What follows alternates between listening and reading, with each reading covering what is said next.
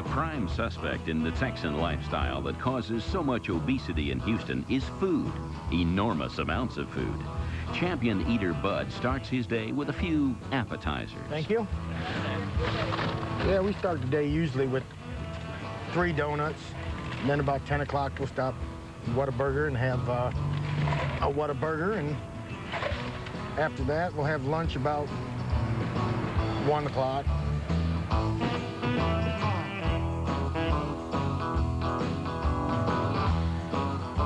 But it's not all fast food in America's fattest city. The temptations to eat in Houston are vast and varied. It's one of the most ethnically diverse cities in the States, with a wealth of international cuisines competing for Texans' food dollars. We'll cook it for another 30 minutes. Let the cheese melt on it. In Texas, everything revolves around eating. You are not a Texan unless you love barbecue. You must be a beef eater. You have to love food, period. Be it Italian, Chinese, Mexican, everything revolves around eating. And Texans have a keen eye for a bargain when it comes to food. Bud especially will rise to a challenge if he can score a free meal. Today, they got the free 32-ounce steak, if you can eat it. What it is, a chicken fried steak, breaded, mashed, or potatoes, salad. If you can do it, it's free. This is 32 ounces plus breaded. So we're gonna give it a try today and see what happens.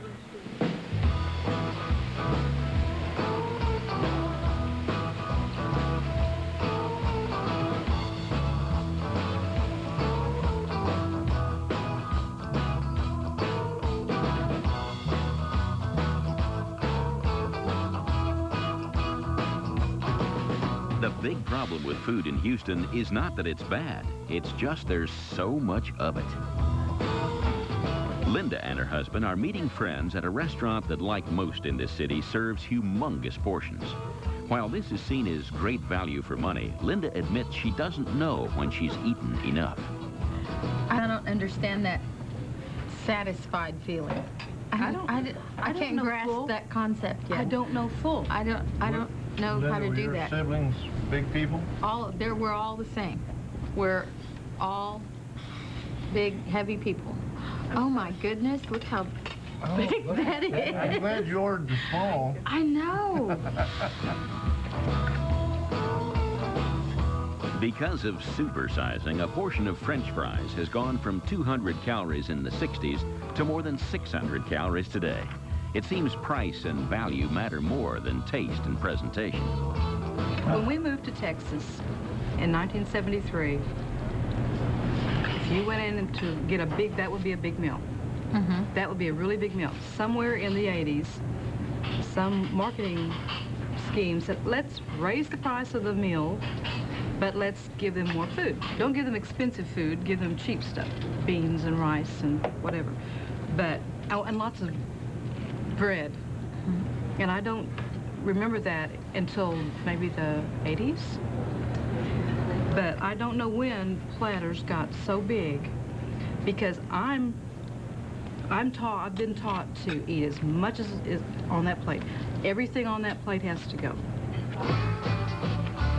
Regardless of how hungry someone is, it's been shown that supersizing portions makes people eat more. Not that Bud needs much encouragement as he finishes his 32-ounce steaks. Do you want a dessert, brownie or pecan pie? No, thank you. Okay. Thank you, you did awesome. Would that be Frito? I would hope that it would be. Let me ask. Well, it didn't go too bad. 24 minutes, not as good as I expected, but it was a free dinner.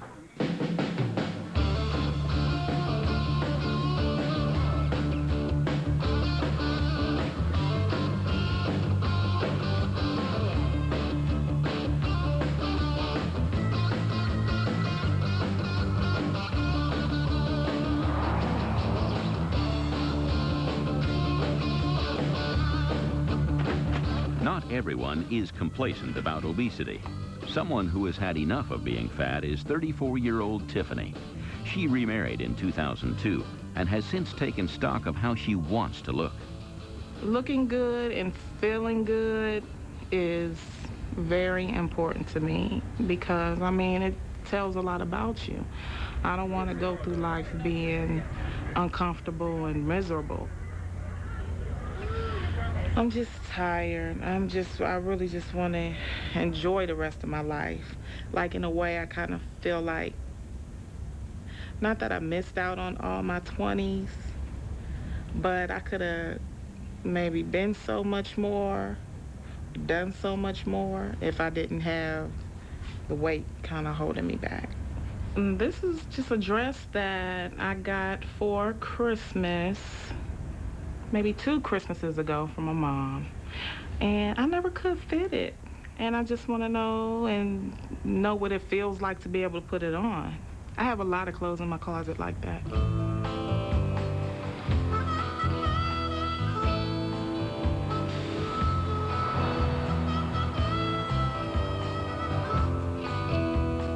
Obesity is far from being merely a cosmetic issue. It's directly responsible for a long list of today's most common and costly medical problems, from diabetes to heart disease. And it's getting worse, with obesity figures going up by 1% every year.